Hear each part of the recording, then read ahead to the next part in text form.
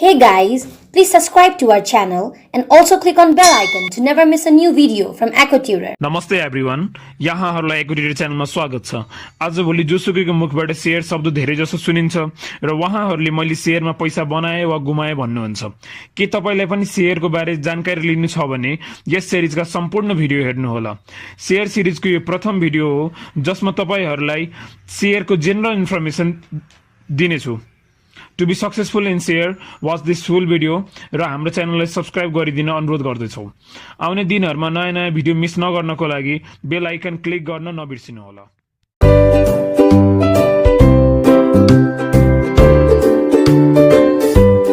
सर्वप्रथम शेयर के हो यो बुझाउनको लागि मैले एउटा एक्जाम्पल लिएको छु।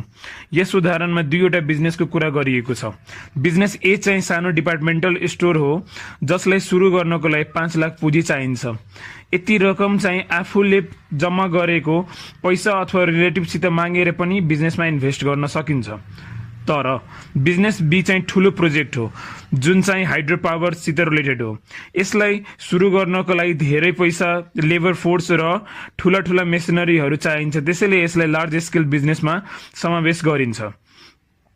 सपोज बिजनेस बी लाई 1 करोड क्यापिटल चाहियो सुरु गर्नको लागि र यो निकै नै ठुलो रकम हो जुन चाहिँ साथीसित अथवा रिलेटिभसित माग्न सकिँदैन। यस्तो बेला बिजनेस बीले जनता, बैंक वा ऋण पत्र जारी गरेर पैसा चाहिँ उठाउने गर्छ। तर बैंकबाट पैसा माग्यो भने ब्याज तिर्नुपर्छ। त्यसैले बैंकसित पैसा नलिकन कम्पनीले जनताबाट पैसा लिने सोच्छ। अब जानो बिजनेस बीले कसरी जनताबाट पैसा उठाउने गर्छ। कम्पनीले पब्लिकमा गएर आफ्नो कम्पनीको केही प्रतिशत हिस्सा बेचेर पैसा उठाउने गर्छ। आफ्नो पैसा कम्पनीलाई दिएर त्यस कम्पनीका केही हिस्साको हकदार हुनु नै शेयर किन्नु हो, अर्थात् कम्पनीको मालिक बन्नु हो। अब तपाईको मनमा जिज्ञासा हुन सक्छ कि के सबैले कम्पनीका शेयर पाउने हुन्? यसका उत्तरमा पाउन पनि सक्छन् वा नपाउन पनि सक्छन्। कम्पनीले जनताले दिएको संख्या भन्दा बढी माग भयो भने यस्तो अवस्थालाई ओभर सब्सक्रिप्सन भनिन्छ र यस्तो बेला सबैले नपाउन सक्छन्। यसको ठ्याक्कै उल्टो चाहिँ अन्डर सब्सक्रिप्सन हो जुन बेला माग थोरै हुन्छ तर कम्पनीले धेरै किता शेयर जनतालाई दिएका हुन्छन्। अर्को प्रश्नतिर लागौं। कम्पनीले कति किता शेयर जनतालाई दिने कसरी क्याल्कुलेट गर्छ? कम्पनीले सबै पैसा जनताबाट माग्दैन। जम्मा पुँजीको केही प्रतिशत जनताबाट शेयर मार्फत लिने गर्छ। जसरी बिजनेस बीले चाहिँ आफ्नो जम्मा पुँजीको 50% पैसा जुन चाहिँ 50 लाख हो त्यति मात्र जनताबाट लिने र बाँकीको आफैले मिलाउने।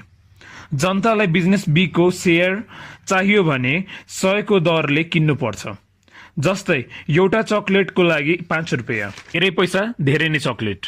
कम्पनीको सबैभन्दा धेरै शेयर हुनेले बोर्ड अफ डाइरेक्टरमा बस्न पाउँछन् र जुनसुकै डिसिजनहरुमा आफ्नो रायहरू राख्न पाउँछन्। नम्बर अफ शेयर क्याल्कुलेट गर्नको लागि इस्युड शेयर क्यापिटललाई प्रति किताको मूल्यले भाग गर्नु पर्छ। यहाँ थाहा पाउन सकिन्छ कि बिजनेस बीले 50,000 युनिट जनतालाई दिएको छ। यदि जनताबाट 60,000 को माग पर्यो भने त्यसलाई ओभर सब्सक्रिप्सन भनिन्छ and vice versa. What is share capital? Share capital भनेको शेयरबाट जम्मा गरेको पैसा हो र यस पैसालाई कम्पनीले आफ्नो अपरेटिङ एक्सपेन्सेस धान्नको लागि र नयाँ नयाँ प्लान्ट एन्ड मेसिनरी अथवा बिल्डिङहरू किन्नको लागि खर्च गर्ने गर्छ। कम्पनीले आफ्नो नोटिसहरूमा विभिन्न प्रकारका शेयर क्यापिटलको कुरा गरेको हुन्छ। यो एउटा नोटिस हो जुन चाहिँ त्रिशुली बी हाइड्रो पावरले निकालेको थियो। सबैभन्दा पहिले अथोराइज क्यापिटल हो जुन चाहिँ कम्पनीको जम्मा पुँजीलाई भनिन्छ। यो कम्पनीले दर्ता गर्न बेला मेमोरेन्डम अफ एसोसिएसनमा उल्लेखित गरेको हुन्छ। जस्तै यस नोटिसमा 2 अर्ब 47 करोड कम्पनीको अथोराइज क्यापिटल भनिएको हो जुन चाहिँ यस कम्पनीको टोटल पुँजी हो। दोस्रो चाहिँ इस्युड शेयर क्यापिटल हो जुन चाहिँ अथोराइज शेयर क्यापिटलको भाग हो र यो पैसा चाहिँ जनताबाट उठाइएको हुन्छ। जस्तै यस हाइड्रोले आफ्नो नोटिसमा अथोराइज शेयर क्यापिटलका 15% पैसा चाहिँ जनताबाट उठाउने भनेको छ, जुन चाहिँ 37 करोड 5 लाख हो। Now the third one is subscribed share capital. यो भनेको जनताले कति किताका लागि पैसा बुझाए। धेरै जसो कम्पनीले सुरुमै जनताबाट आफ्नो सबै पैसा उठाउने गर्छन्, त्यसैले कम्पनीले आफ्नो नोटिसमा चौथो र पाँचौं शेयर क्यापिटलको बारेमा उल्लेख गरेका हुँदैनन्। जस्तै यस हाइड्रो पावरले आफ्नो नोटिसमा अहिले 10 रुपियाँ उठाउने र बाँकीको 90 रुपियाँ चाहिँ पछि लिने भनेर जनाएको छ।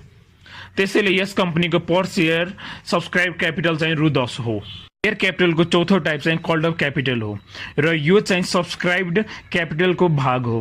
कल्ड अप भनेको बोलाउनु। यो भनेको कुनै पनि कम्पनीले जनताबाट आफ्नो पैसा शेयरको बाँकी पैसा उठाउनको लागि बोलाउनु हो। जस्तै माथिको नोटिसमा लेखिएको छ कि बाँकी रकम नियम अनुसार कम्पनीले पछि माग्नेछ। यो पैसा माग्नको लागि कम्पनीले कल्ड अप शेयर क्यापिटल जारी गर्छ। यस हाइड्रोको कल्ड अप क्यापिटल चाहिँ 90 गुणे नम्बर अफ युनिट हो। Last one is paid up capital. यो भनेको जनताबाट जम्मा बाँकी रकम उठाउनु हो।